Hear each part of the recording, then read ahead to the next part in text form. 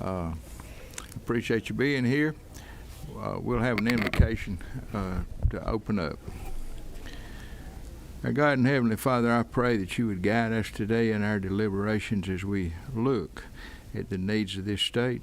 Father, that you'd give us understanding, that you'd give us discernment in the issues, Lord, that are not clearly evident. I pray, Lord, that you would guide our minds, that we would always keep in mind that we are commissioned by you to serve in these positions, that we would take them seriously, and that the actions that we do would benefit the state of Georgia.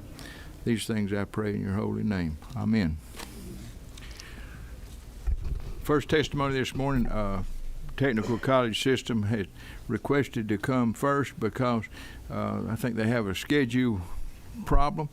And so I want to welcome Mr. Greg Dozier. Greg, if you would go to the podium. How's the volume? Can everybody hear? How about now? Getting any better? What about it? Can you hear? Okay.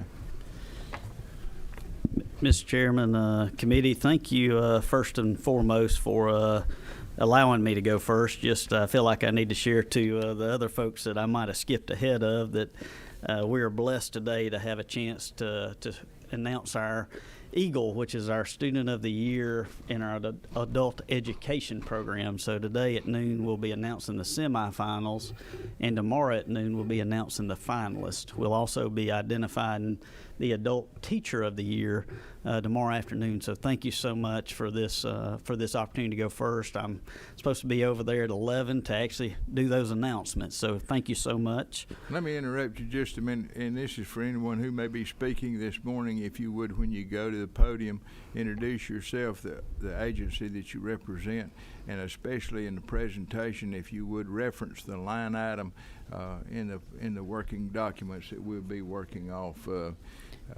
It's this quite a bit of information. It may take us just a second to get there. Yes, sir. Go ahead, Commissioner. All right. My name is Greg Dozier. I represent the Technical College System of Georgia.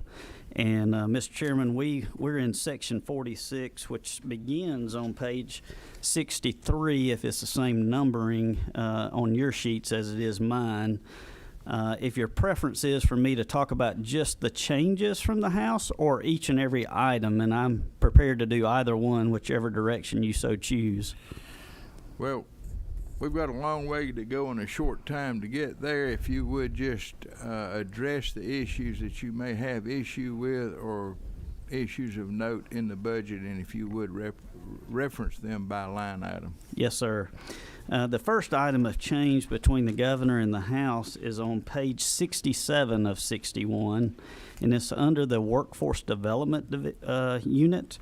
The line item is 336.1, and I'll wait just a second for you guys to get there. Once again, that is page 67 of 71, item 336.1. Okay. That item was to increase funds to establish the High Demand Career Initiatives Program and expand the apprenticeship programs across the state. This was a recommendation by the governor of $1,275,000. It also is the companion funding for Senate Bill 379. It's an item that we are very, very interested in, and something we would ask the Senate to reconsider that zero line item. Just to give you an idea, over the years, Georgia has relied solely on some federal funding to do apprenticeships, and that's just not been appetizing to our industry, and it's not really been fair to them as far as actually helping them move apprenticeships forward. We believe in this time of low workforce. Senate Bill 379 is truly an innovative idea. I want to thank the leader for that in working with us over the summer. And we would really like to see that 1.275 restored in the recommendation if you guys so choose. The next item that is different from the governor's is all the way on page 70 of 71 under technical education.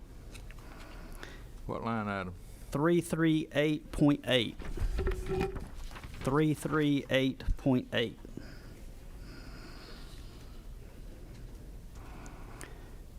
Mr. Chairman, that is the funding for last year's bill that you so generously sponsored, and that was SB 204, and that's the creation of the Dual Achievement Program pilot funding. As you're aware, Senate Bill 204 gives the technical college system of Georgia the ability to have 5 pilots to offer a high school diploma.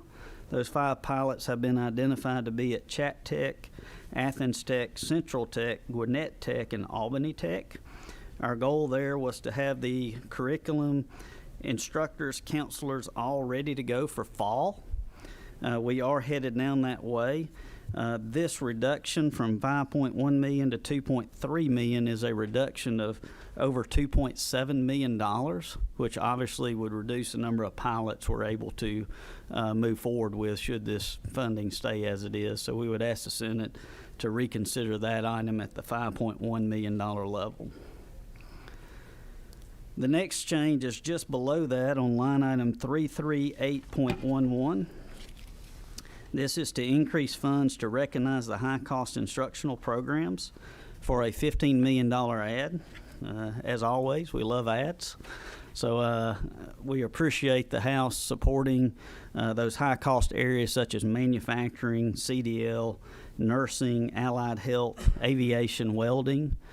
This will truly augment the governor's budget recommendation, which when you look at the $24 million reduction and the $33 million ad, it gives us a $9 million increase to focus in those same areas. So this $15 million would just let us further those areas that we have such needs across this state. And Mr. Chairman, the last item for consideration is 338.12. 338.12, just below that on the next page. That is to increase funds to expand aviation technician programs at colleges statewide to meet increased aviation workforce demands. As we all know, aviation is Georgia is one of the #1 places for aviation. We're very blessed that TCSG has 6 programs. Those current programs are at Augusta, Central, Georgia Northwestern, Savannah, South Georgia, and Atlanta. We have 2 others that are kind of pending, and that's the Paulding facility that you guys have supported and is in the funding to build. And then we're currently working with Douglas County on potentially having a program with a partnership in the locals down in Douglas area. This funding would actually allow us to expand operations at those current 6 facilities. I believe it would give us funding to operate 10 new cohorts and potentially 200 new students should this funding go. There was also a companion funding in the bond package for just over $2 million for the equipment side of this. So this is actually right at a $4 million, just under $5 million ad when you look at both of those. Mr. Chairman, just real quickly, you don't have it before you, but I would like to point out in the bond package, there was several projects that were supported by the House, and as you guys look at those budgets, I know those are projects that you'll likely have folks ask you about. One was our Business and Technology Center at Coastal Pines. That the House put in $1.4 million of the design funding, which is $2.9.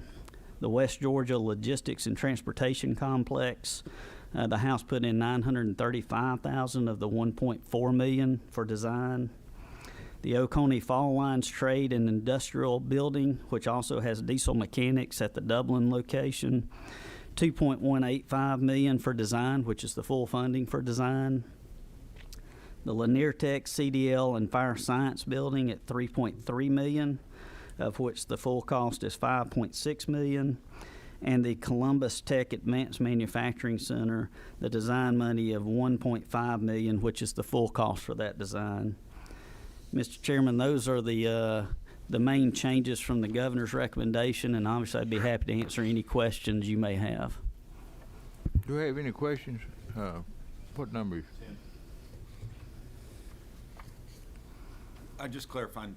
You said we were talking about 338.12. You said Douglas County. You mean Douglas County or Douglas, Georgia? I'm sorry, Douglas, Georgia. Okay. Yes, Coffee County. Thought y'all yes, sir. Put something in the area no. I didn't know about. No. And Mr. Chairman, I'm thinking of seeing some shenanigans from the House with 336.1, which was, as you know, a Senate priority, a bipartisan Senate priority. And then 338.8, which I understand you worked on heavily last year. So I don't know what the good representative's doing, but those both jumped out at me. Okay. Thank you. Tell me those section numbers one more time. 336.1, that's the apprenticeship one that was the Senate's priority this time. Right. And then 338.8 was your was a dual enrollment program from last year. Dual achievement. Dual achievement, I'm sorry. I knew it was dualies were in there somewhere. Yeah, duly. Any other questions, comments? Thank you, Mr. Commissioner. I appreciate you being here this morning. Thank you, Mr. Chairman. We appreciate your focus on technical education, and your support has been noted all these years, and we just want to thank you publicly. Well, we appreciate the fine work technical college systems doing in training our workforce for the many, many jobs that are open and vacant throughout the state. Thank you. Okay. I'm gonna go down the list that's on the meeting notice. I know some of these agencies have very little or no change. That's a great thing for y'all, and it's a great thing for us because it'll save time. If you want to acknowledge everything's fine, that'll be sufficient. First agency, the Governor's Office of Student Achievement. Good morning, Mr. Chair, members. I'm Joy Hawkins with the Governor's Office of Student Achievement, and we start at page 32 under 175.1. And we're satisfied with the House changes, and there are only two changes at 176.1 and 177.1. What they have done or asked us to do is line item two very popular programs, the Governor's School Leadership Academy and the Governor's Honors Program. We're fine with that, and so I'm open to any questions. Have any questions? I'll give you just a minute to look at it.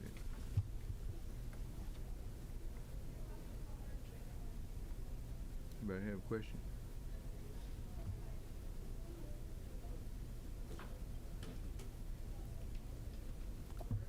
Hearing none. Ms. Hawkins, we appreciate you coming. Thank you. so And much. I publicly want to acknowledge the chair's interest in education over the years, and thank you for your commitment. Well, thank you. It's been a pleasure to be here. Sometime. Georgia Public Telecommunications Commission.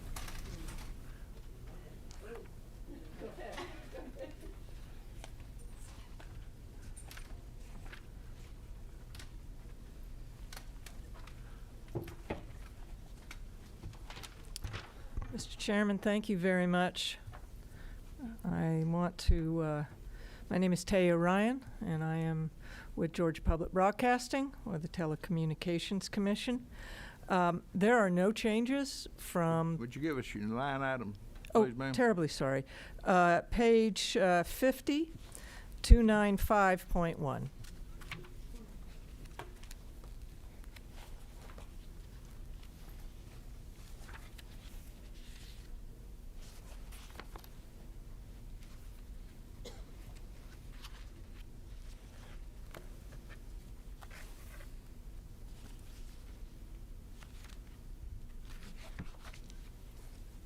Okay. Mr. Chairman, there are no changes from the Governor's or the House to the House. 295.1 are the increased funds for the cost of living adjustment. And then 295.2 and 295.3 are all statewide adjustments. There have been no changes. All right. Are y'all good with it? We're good with it, sir. Thank you We're very much. very pleased to be here and have all of your support. Have any questions from the committee? I did see her run up the steps and put the boot on outside. That was for sympathy, Senator. Well, I might have believed that if you were asking for an increase. I know. I'll keep it each year, depending on how I need it. Thank you so much for being here. Thank you, sir. Appreciate it. Georgia Non-Public Post-Secondary Education Commission.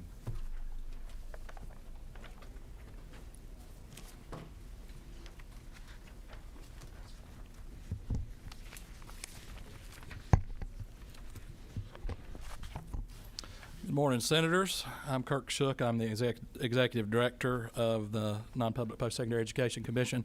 We regulate all the private colleges in the state. We are on page 61, or line item 330.1 through 330.4. There are no changes between the Governor's recommendation and the House recommendation, and I'll take any questions if you have any. Do we have any questions? I'll give you just a minute to look at it.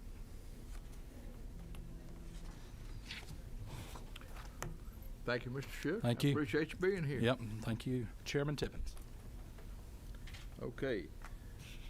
Department of Early Care and Learning.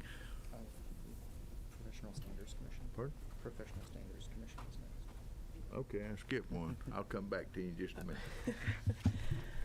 Good morning. I'm Amy Jacobs, the Commissioner of the Department of Early Care and Learning, and we start on page 1, and our first item is 122.1. Mr. Chairman, the only changes that were made from the Governor to the House Rec were changes to the statewide adjustments, which we are all in agreement with. They're just truing up to more accurately reflect our expenses on those. I do want to point out one change that you don't usually see, that it's the same as the Governor's Rec. It's 122.3. This is an addition of $3,148,375, and this is an increase in state funds to maximize our federal funds, which is Child Care and Development Funds. The FMAP has changed from 66.85 to 66.02, and so this reflects the additional state funds we'll need to draw down the full federal dollars. I just wanted to point that out because that's not usual for us. And then our next changes are on page 3 in the pre-K program. They start, the first item is 124.1. And again, the only changes here are to true up some of the statewide adjustments that were provided by the Governor, and the House has made those adjustments, and we are in agreement with those. And that's everything, unless you have questions, of course. Do I have any questions from the committee?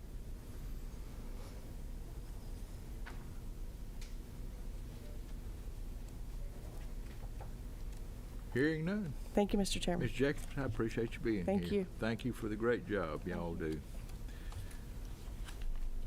We'll come back to Georgia Professional Standards Commission.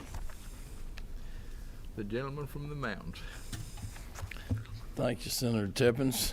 My name is Matt Arthur, and I'm the Executive Secretary of the Georgia Professional Standards Commission. I'm on page 3031 and section 27. And the only line that I'm probably going to talk about is... Can you give us a line item? Yes, 174.6. I always have to ask for that because my tracking sheets are a little bit different. They have more pages. 176? 174.6. All right. And these are two positions that want to change. This was in response to our Troops to Teachers federal grant. The names, we have changed the titles to a recruiter and a certification evaluation specialist. That's going to help us work with spouses. We also wanted to differentiate between the Troops for Teachers, which is the language feds use, and what the state of Georgia will use to help us with these two positions. Right now, we're in 6 of the 7 military bases in the state of Georgia, and we have 296 former military that we have put in 60 school systems to teach school, and look for that number to grow. But we are working hard. I don't have any other changes. We appreciate the budget, and it's been good. But those two, I just wanted to point out what we're doing with that, okay? Thank you so much, Matt. Yes, sir. I appreciate it. Yes, sir. Employees Retirement System of Georgia.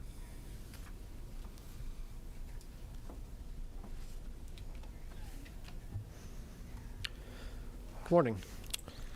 Section 25, page page 28 in the handouts, and I would ask that you direct your attention to item 162.2. I'm Jim Potvin. I'm the Executive Director for the Employees Retirement System. Okay. So 162.2 is the only difference between the governor's recommendation and the House. The House has asked to include $1.413 million, which would be used to fund a small increase in the benefit formula for the public school employees retirement system. This is the non-teacher group, cafeteria workers, custodians, bus drivers, those folks. And it would raise their benefit from $15.75 per month per year of service to $16.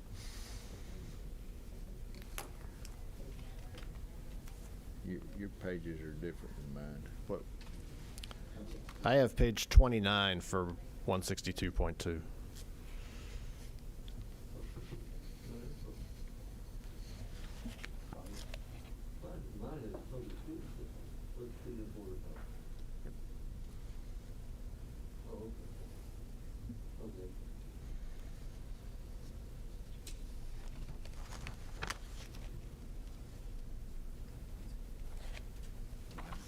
No. This. Okay. Okay, I got it. Good deal. And Okay. that is our only change, so I'll answer any questions if you have any. Do you have any questions?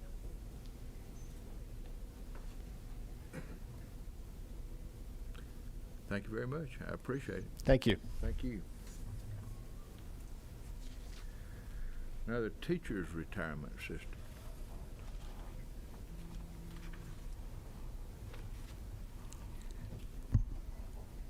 Good morning, Chairman Tippins and members of the committee.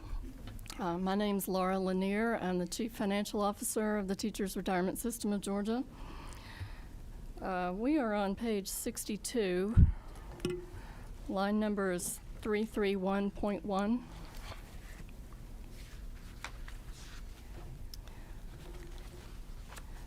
This item reflects a reduction in our floor and COLA funds that are appropriated for certain local system retirees. We have a reduction of $40,000, and there was no difference between the governor's recommendation and the House version. So if you have any questions, I'll be glad to answer. Do we have any questions? Go ahead. Are you two going to be available in about 15 minutes? I can be. Okay, y'all can do 2:36. Okay, sure. Thank you. Thank you very much. Next, Georgia Military College. Morning, Mr. Chairman. I'm General Bill Caldwell, President of Georgia Military College. I'll be talking first on page 49 for the Junior College of Georgia Military College. Sir, as you know, we don't receive full... Give us line item, please, sir. Yes, sir. I'm going to be going to 293.1.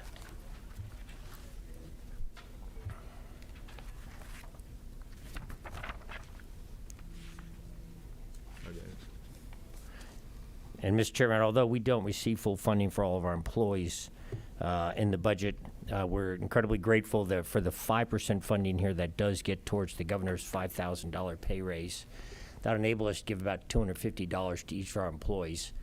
That we just respectfully request in this one situation, if that could be re-looked at, and perhaps we might be able to get more closer towards actually doing what the governor had stated publicly. And again, we don't have any other funding sources to be able to draw from to make that happen ourselves. We only receive the funding from the state, from this assembly, and also from tuition that we charged for the junior college. So that's the only thing under the junior college. Under the prep. Let me ask you a Yes, question. sir. What tuition do y'all charge for this? Sir, we charge about $147 per credit hour. Okay. All right. So a very competitive rate, sir. And then if you go to our global online college, it's about right at 157. per credit hour, which is very, very low for an online program. And I think that's why we've probably seen that, that program when I got here had about 20% of our students in it. Now it's got about 60%. There's been a very dramatic shift in the student. And tell me now, how much are the in-person, what is the in-person tuition per hour? Sir, it's right at about 147, And the online is? about 157, sir.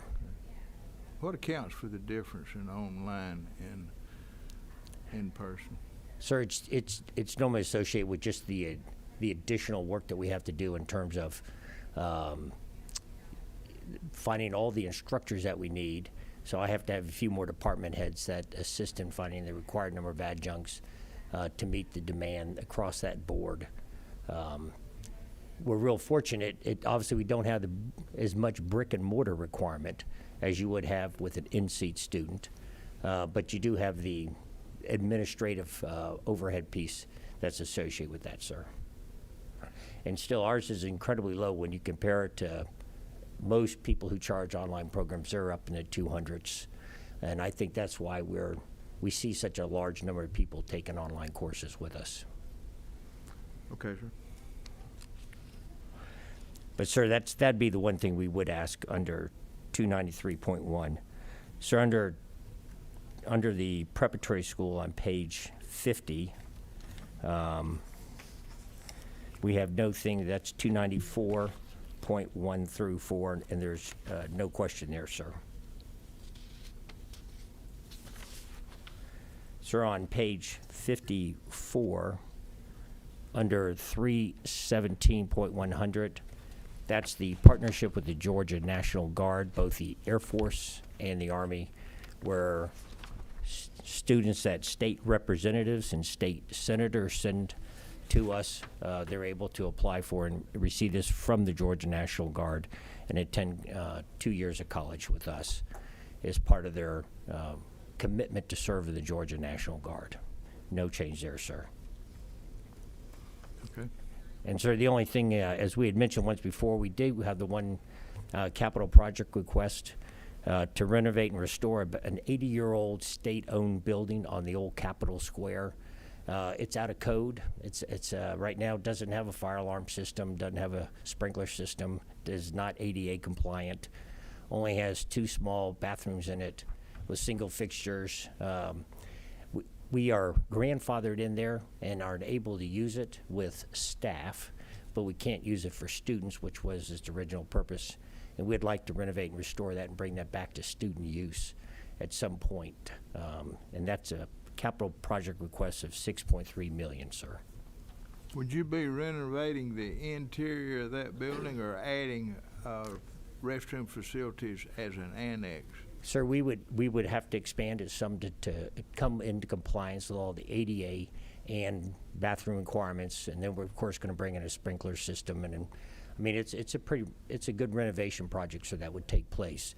We'd blow out one side of it to give us all the additional space we need, because the hallways are very narrow, because it's not ADA compliant. How many square feet are in that building? Sir, I don't know, but I will get back to you on that. Okay, thank you. So that's all I have today. Have any questions? Yes, ma'am. What number? 9? Are you number 9, Central? I'm just thanking you all because I do send several students from Clayton County with that request. Well, So thank you, ma'am. you. And I will say we're appreciative for the funding we do receive from the state, because it does allow us to get at the mission. We had, as you know, Mr. Chairman, we had our highest graduation numbers this past year in the history of the school. And we continue providing a lot of hope and opportunity for those who are predominantly from disadvantaged, low-income families as the student population we serve. And we take great pride in that mission. We appreciate the job you do. Thank you, Mr. Chairman. Yes, sir.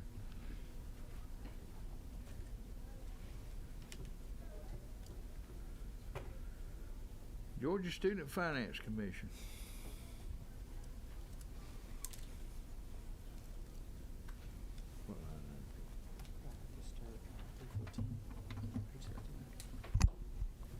Good morning, Mr. Chairman, members of the committee. I'm Lynn Riley, President of the Georgia Student Finance Commission. Our budget is Section 44, which begins on page 51 of your handout. We do have a number of items to bring to your attention today. First, under Commission Administration, Section 314.7, increase in funds for 2 new compliance officers for the programs that we review to ensure effective compliance by our partners. Also, line number 314.8, an addition by the House of $1.62 million to add additional positions in restoring funds for operations for a number of positions that were cut back in 2020, which will allow us to effectively administer programs that are contemplated throughout our budget for the upcoming fiscal year. Our next change is to dual enrollment. The line number is 315.1 on page 53. That's an adjustment to the dual enrollment needs. The House has removed the governor's recommendation of increase of $3.1 million. The next item is engineer scholarship, line number 316.1. The House has added $113,000 for awards for the engineering scholarship. Our next item is the Hope GED program, and it is line 319.1. The governor's recommendation was to increase funding for the change from the GED program to the high school equivalency test program that will be administered by TCSG. The House has reduced the amount appropriated and suggested that the funds that are currently available in the base budget are sufficient. The next line item is the Hope Grant. Lines number 320.1 and 320.2 are additions the governor has added, and the House agrees for adding an additional Hope Career Grant for criminal justice and law enforcement, and to increase funds to provide a minimum factor rate for the Hope Grant awards to 90% and $4.6 million for that use. Under Hope Scholarship Private, line number 321.1, the House has added $4.1 million to increase the award for Hope scholarships to private institutions by 6% for FY 2023. Under Hope Scholarship Public Schools, line item 322.1 is an adjustment for meeting the projected demand of utilization of Hope scholarships in public schools. The governor recommended $52.8 million addition. The House has reduced that by just a little over $3 million to $49.7 million. Line 322.2 is to increase the Hope Public Scholarship Awards for FY23 to use a minimum factor rate of 90%, and that's an addition of $20.4 million.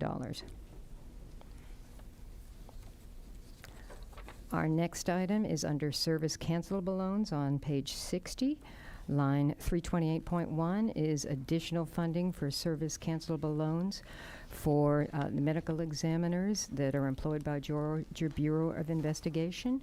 $260,000 of FY23 funds and $100,000 carry over from amended FY22 for a total of $360,000.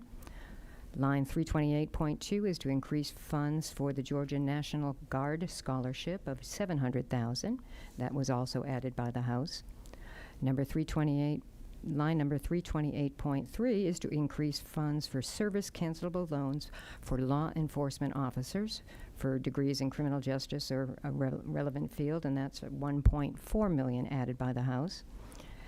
And line 328.4 is to recognize $10 million in the amended 22 budget to be carried over to be utilized for service cancelable loans for behavioral health professions.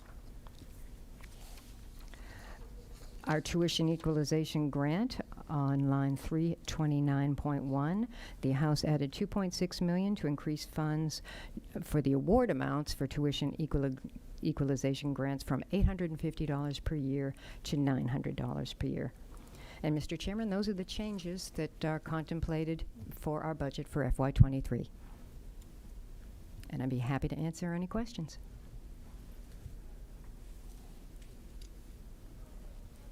Do you have any questions? Senator Hick, are you 8? Yes, sir. Good morning. How you doing?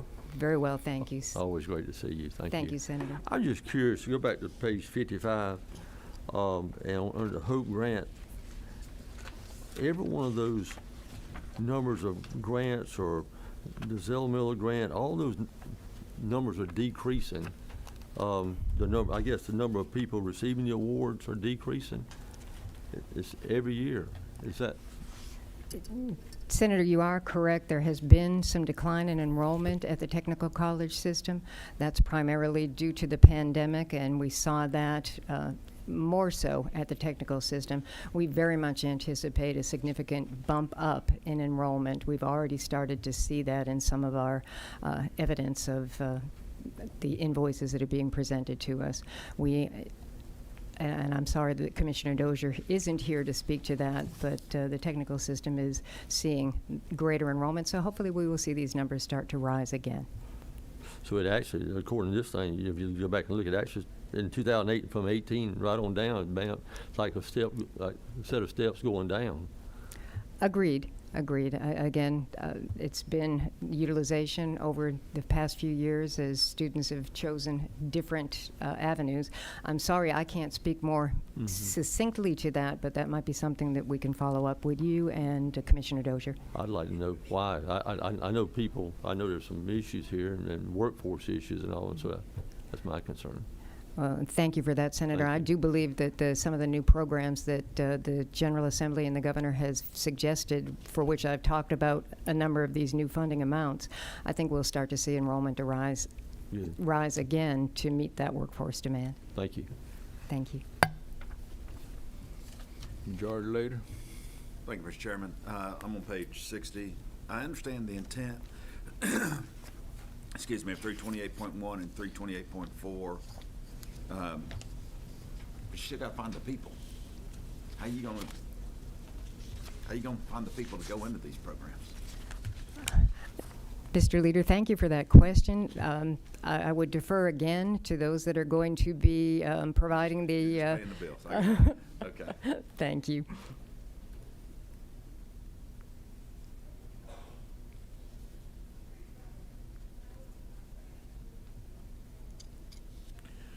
I have one question on the whole concept of service constable loans. Are they tied to the obtaining of the degree of obtaining the degree and being employed in the state of Georgia for a particular period of time? Thank you, Mr. Chairman, for that question. The service cancellation will be tied to service post-attainment of credentials. Currently, the service cancelable loans that we administer are year for year. A year of service in the field for which you received your degree. For example, public service cancelable loans. Someone who goes into a career for public service, if they work for a single year, we would cancel a year's worth of the loan that they have taken out with us. Is that service in Georgia? That is not a specific requirement, Mr. Chairman, at this time. Okay. It looks to me like it ought to be. If we're trying to build the state economy and we're struggling to find people in these critical positions, I think we need to tie it to employment in the state of Georgia. And I realize that's not y'all's function, but I think it's ours, and I think we need to address it as a budget note and clarification in the law if need be, or in regulation. Any other comments, questions? Thank you so much, Ms. Riley. I appreciate it. Thank you, Mr. Chairman.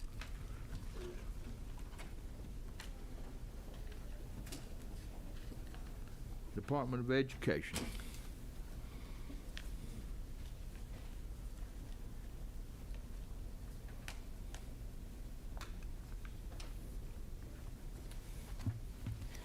Thank you, Chairman. I'm Russ Grome. I'm the Chief Financial Officer with the Department of Education. I believe our budget starts on page 5. section 135.1.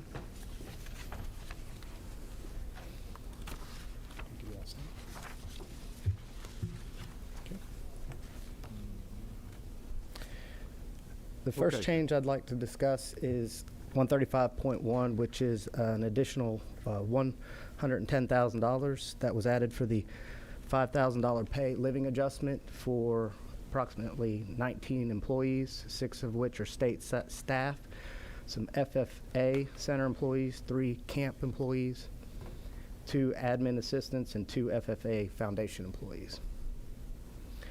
Our next change under our Ag Ed program, under 135.6, is an increase of funds for the $2,000 state salary supplement.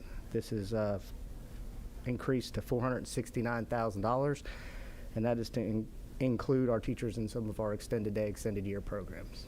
Could you restate what Yes. you just said? Yeah, Right at the end. Yeah, the fund difference between the governor's recommendation of $300,000 and $469 is needed to adjust extended day, year, young farmers, and area teachers. Okay. The next change is the 135.8, which is an increase of funds for 21 new extended day year programs across their schools. They are funded at $8,500 per program, and a total of $178,500. Our next change is 135.9, which is to transfer 5 certified personnel positions to the state charter salary schedule. This is about $55,734. Next is 135.10, which is to provide funds for an urban suburban agricultural specialist, which is approximately $144,000. And this is to assist in teaching for a non-traditional footprint, which includes farming, such as hydroponics, organic, no fertilizer, pesticides, aquacultural farming, and water and greenhouse. Our next change is 135.11, which is to provide funds for Young Farmers Program in Floyd County, and to add additional funds to the Young Farmer programs in Banks, Barrow, and Pelham counties. This is $100,000, $85,000 for the state portion of the Young Farmer position, and then $5,000 supplements for the Banks, Barrow, and Pelham. Next change is 135.12, which is to provide funds for an additional Georgia FFA Association staff member and 2 agricultural education support staff. This is a total of $140,000. Okay. I'll then go on to our central office program, 137.7. Increased funds for American Association of Adaptive Sports. They're increasing this to an increase of $150,000, which will bring the program to $300,000. And then there's a one-time elimination of a grant that was only meant to be a one-time grant of $250,000. That's the Law Enforcement Teaching Students program. Our next significant change is in the charter schools program, which is 138.7. This is an increase for funds for charter facility grants pursuant to House Bill 430. This increase is a little over $3 million. The goal of House Bill 430 was to try to give $100,000 per school. This additional funding allows that number to go up from $50,000 to $86,000 per school. Okay. Our next significant change is in our GNETS program, 142.5. This is just a formula change based on a reduce for T&E and reduction of kids. So the change is to $3.2 million, the House version.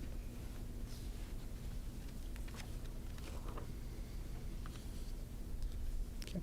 Our next program, non-QBE, 145.5. That's a Rtf Attendance Adjustment. That's just due to rounding differences. 145.8, we have an increase in funds for the Feminine Hygiene grant. This is to include 5th grade. It's a $200,000 increase. Currently, it just provides these products for 6th through 12th grade, so we're adding 5th grade to that grant. 145.9 is to reduce funds for the closure of a residential treatment facility. Georgia Center in Taylor County is closing, which will amount for a decrease of about $461,000.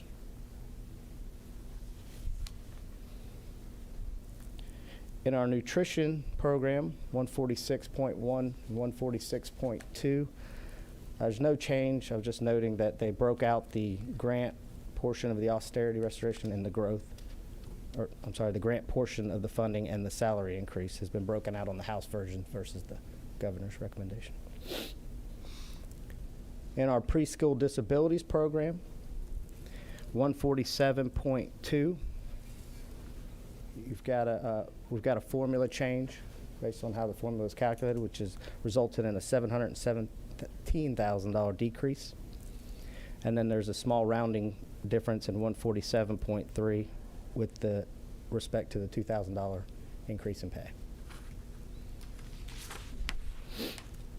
In our pupil transportation, 148.1 and 148.2, there are slight variances in the House version and the governor's recommendation. In the House version, $1,469,000 is based on growth, and the 5.4 salary percentage is $4.7 million.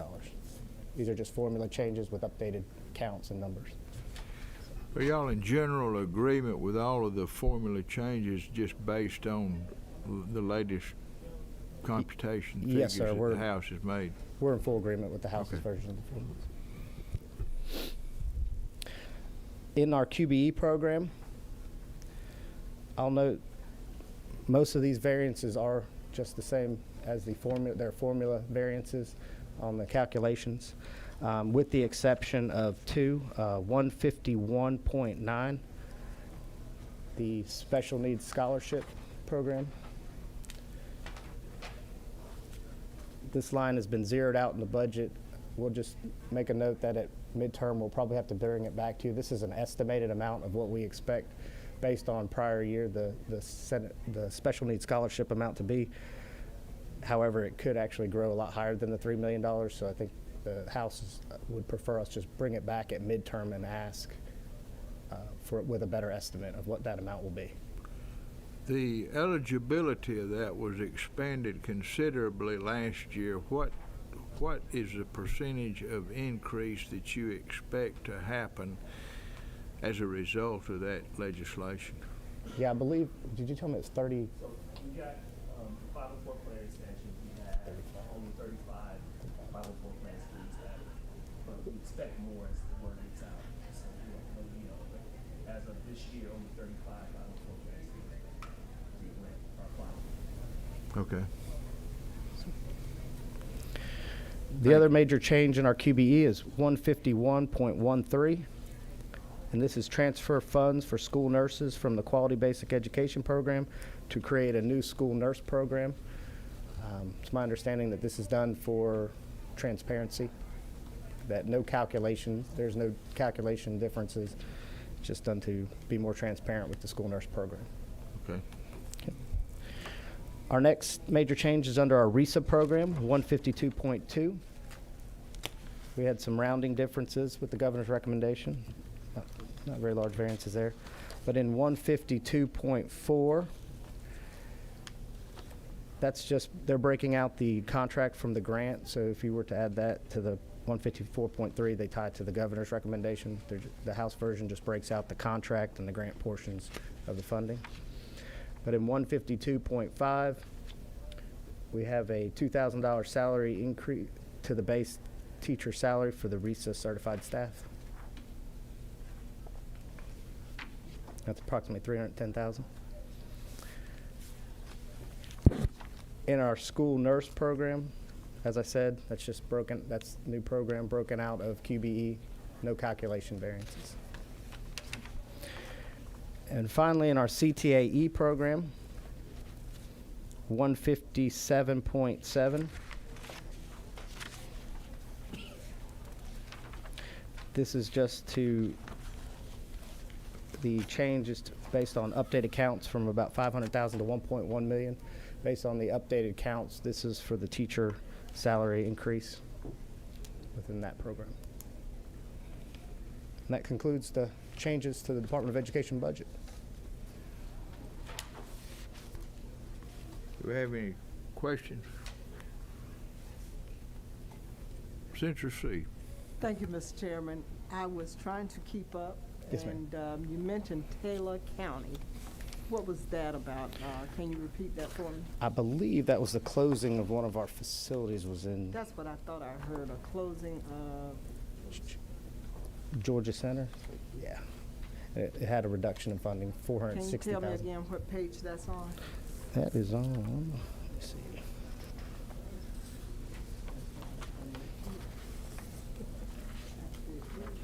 $145.9.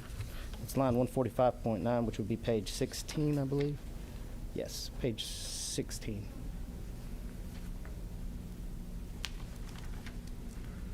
Is this reflected in a decrease in QBE? My colleague here was not here when I heard Taylor County. Normally she responds, Oh. so I wanted you to repeat it so she could get it. Okay. I'm right here in Metro, so I got pretty much my. Yeah, it's the Georgia Center Residential Treatment Facility has closed down. I believe it closed in August. Is that correct? Yes. Yeah. Okay, thank you. Yes, ma'am. She'll figure it out. I know that. Do we have any other questions? Senator Hickman. Yes, sir, number 8. And I'm just not in the budget, just curiosity, a couple of quick questions. What percentage of our children in public schools receive free lunches and free breakfast, percentage-wise? It's my understanding right now, it's all school All lunches are of them? free. Yes. All the children in schools receive free? Yes. Not because of qualifications. Yeah, not because of qualifications, but because of the. Oh, I know that, but I'm talking about That's the ones, federal but funding. I know they have to go through a qualifying process. I guess they do. Is that like 50% of our kids receive free lunches, or 25%, or 60%?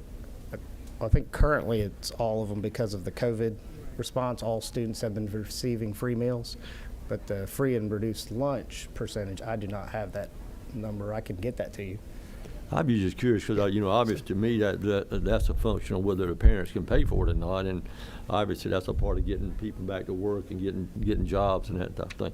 The second question would be, I know seemed like in the amended budget there was some talk about some electric buses and all. Is that involved in any of this at all?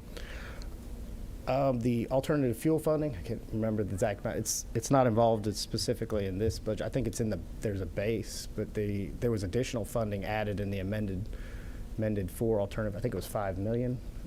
Does that sound right, Austin? Yeah. I think it was $5 million was added for alternative fuel bus. It doesn't go to the continuation, does it? Right, but they can carry it forward.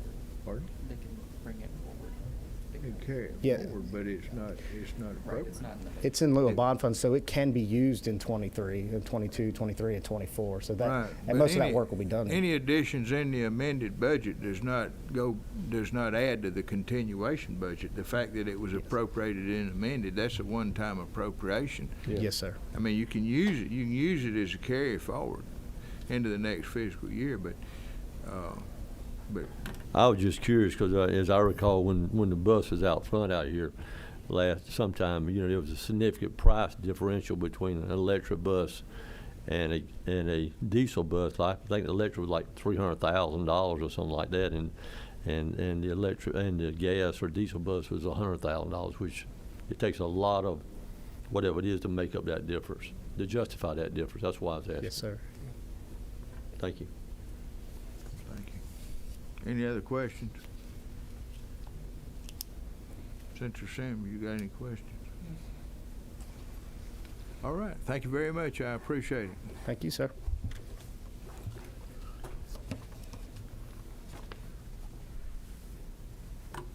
University system. Good morning, Chairman. Good morning, committee members. Can you hear me? Yes, ma'am. All right. My name is Tracy Cook.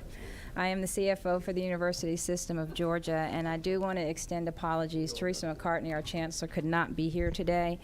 Unfortunately, she's out of state, so you got me. I do want to start, I don't want to end with this. I want to start with just expressing our appreciation to you, Chairman Tippins, for just your support of the state over the year, and more specifically higher education. It has been a pleasure working with you over the last couple of years. Thank you. It's been a pleasure for me as well. Thank you. All right, so we're in section 41. We're going to go through pages 33 through 50 and cover only the changes made by the House. This is a good budget for the University System of Georgia, and the first change is noted on page 34, which is 275.4. So this change is an increase of $250,000 for the Advanced Technology Development Center at Georgia Tech's Enterprise Innovation Institute, and these funds will be used to fund startup companies and will also leverage existing private funding and to get additional private funding. The next change is on page 36, and it's 279.4. This is a recommendation to remove $945,000 from the Georgia Cyber Center related to the creation of a rural coding program. And if you may remember, this funding was provided in the 22 Appropriations Act, but due to constraints with staffing, this program did not get off the ground, so the funding was removed in the amended, and the House is also recommending that it be removed from the base 23 funding. On page 38, the next change can be found at 281.6. The House added $600,000 to the Georgia Tech Research Institute for a computer science pilot program in rural Georgia areas. This program will run in partnership with the Georgia Department of Education. The funding will support professional development for teachers in STEM and computer science. It will also provide development of a digital warehouse of STEM content and expand the high school internship programs in rural Georgia. If I might ask you a question, is there any difference in the content of the computer science program in rural Georgia than it would be anywhere in the state? They're actually going to leverage the existing content, excuse me. But it'll be the same content. Correct. Okay. And so this will just be additional hardware, additional software to expand those programs, and a few, I think they're requesting for 2.5 FTEs to help deliver the program. On page 41, the next change is 284.2. And this is an addition of $4.8 million in the Medical College of Georgia Hospitals and Clinic program, and it's related specifically to the MCG 3+ program. You may remember in fiscal year 22, $5.2 million was originally provided as matching funds to support an endowment for the program, and these endowed funds are used to support scholarship for medical students that commit to practicing in rural areas. The House budget will bring the investment for fiscal year 23 to $10 million, so it's the 5.2 plus the 4.8. Students here would be forgiven for 1 year of tuition up to 3 years that they serve rural Georgia and underserved areas. So growing this endowment is very important to the program. The next change can be found on page 42, section 285.7. And this change is related to the public library funding formula. Our state librarian, Julie Walker, is here but for additional questions. But basically, this increase would increase the funds for material grants from 10 cents, from 40 cents to 50 cents per capita. As the cost of books and ebooks continue to rise, the libraries will welcome the additional state funds to cover these costs. The next change can be found on page 43, 286.6 and 286.7. These are two changes in the special funding initiatives. The first is line 286.6, which is $1.2 million for the first of a 5-year plan to add capacity for an additional 500 nursing students, across the university system institutions. This is not an actual increase within the House. The governor originally recommended this, but it was a part of the teaching program. So this is really just transferring that recommendation from the teaching program to the special initiatives program. The next change at 286.7, this is an increase of $1.92 million for the Middle Georgia State University Aviation Program, along with the $250,000 that's in the base budget from FY22. The additional this will bring the total to $2.1 million, and it will support the goal of reducing flight training wait lists, which now sits at about 300 students. So the more aviation that we have, the more we'll be able to get these students up in the air flying. If you would explain the interface between the university system and the technical college system, because the technical college system also spoke of these training programs that they have. What is the interface between the university system and TCSG? That I don't know. I'd have to get you more information on that. I know Middle Georgia does the actual aviation. Whether or not the technical college actually does flight training, I'm not fully aware, but I can get you something that talks about how the two partner together. Okay, thank you. Would that be helpful? Okay. So moving on to page 47, which is our teaching program, section 289. Again, this is not a change, but I do just want to highlight again the recommendation for the $229.6 million to offset the austerity reductions in the formula. This will allow us to eliminate the special institutional fee. So the House did not make any changes to the recommendation, but again, wanted to put forward the importance of having that funding in the budget. Additionally, the governor's is also not a change, but the recommendation of the $99.4 million in credit hour growth for the system also helps support the university system. The first change in the teaching program can be found on line 289.1 and 289.3. Both of them are small true-up calculations. When the House did their calculations for the 5,000 the 5,000 salary increase for our full-time employees, there was a slight change in the amount to the tune of $122,000. We did work with them, and we do agree with that amount. And then for the TRS, there was a decrease of $912, and both of those we support. The next changes can be found, it's still in the teaching program, at 289.10, 289.11, and 289.12, and 13. There are 4 there. These are all related to the governor had recommended funding to start up or expand the teaching education programs at several of our institutions, Valdosta State, Savannah State, Albany, and Fort Valley. The House has recommended to remove that funding and that we fund those programs internally with state dollars.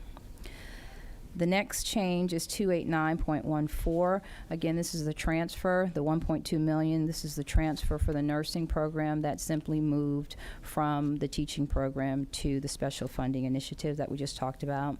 And then finally, the last change is 289.17. And this is the addition of $49,500 for the University of Georgia Small Business Development Center. The funding would provide for translation and interpretation services during consulting sessions of the Small Business Development Center. And Mr. Chairman, that concludes my comments. Okay. Thank you. I noticed that you touched on the library system. Do they have a different presentation that will come after you, or? No, if you had additional questions about their change, they only had that one change, right, the increase of the 10 cents. On the funding, so, 40 to 50 cents. That's it. She's here to answer questions, but no formal presentation. Okay. Any questions? Senator Sams? I have several. What number? You're number 10? Yes. Okay. I want to ask about the rural monies that were taken away for the coding programs, I guess in elementary schools, or was their designation. I also want to ask about the money, the funding taken. The governor had recommended it. The House took all of the monies away from Valdosta, Savannah, Valdosta again, Albany State, for, I guess, growing their teacher Education program. programs. Yes. And we have a shortage, and they took all of the money, shortage of teachers, not money, shortage of teachers. So you said that, tell me what you said. You said something internally. So what the recommendation is, when the House took the money out, they're recommending that, they're both, I think they're all yes items. They're recommending that we go forward, but that we find the money internally as opposed to the state providing additional funding to help with these programs. The state funding would be helpful. Are you going to be able to provide them with the asks that they have? Valdosta State, Savannah State, Albany State. Are you going to be able to ask them, provide the funds for them? We will work internally to try to do that. Obviously, we'll have to use the full allocation for the system in order to address those if special funding is not provided separately to deal with that. But we are committed to elementary education, and so we plan to do that. I think the one thing that we would not be able to do is for the scholarship program at Valdosta State, we're not permitted to use state funds in such a way. And I think there's someone from Valdosta here if you wanted to hear from them specifically. I'm not sure they're still here. But they came to, their purpose for being here was to watch the budget to see where you're gonna get your money from, right? Okay.